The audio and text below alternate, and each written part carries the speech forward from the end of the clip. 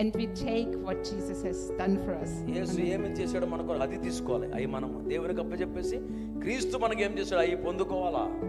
Instead of inferiority, I will say I'm a child, I'm a daughter, I'm a son of the Most High God. నువ్వు నేను ఎందుకు పనికిరాను వాడిని దేనికి ఉపయోగం అనే బదులు నేను దేవుని యొక్క కుమారుడిని కుమార్తెను చెప్పుకోవాలని నీకు నువ్వు.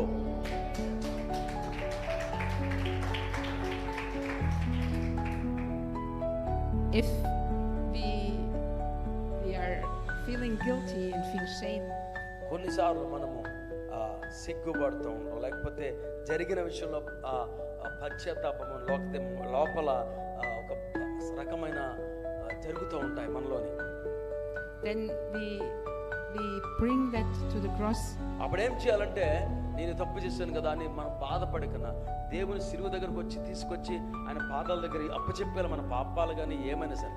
And in 1 John 1:9 it says, మొదటి యోహాను 1:9 మన పాపములను మనము ఒప్పుకొని ఎడల ఆయన నమ్మదగినవాడు నీతిమంతుడును గనుక ఆయన మన పాపములను క్షమించి హల్లెలూయా ఆయన మన పాపములను క్షమించి సమస్త దుర్నీతి నుండి మనలను పవిత్రులుగా చేయును. ఏం చేస్తాడంట? పవిత్రులుగా చేస్తాడంట.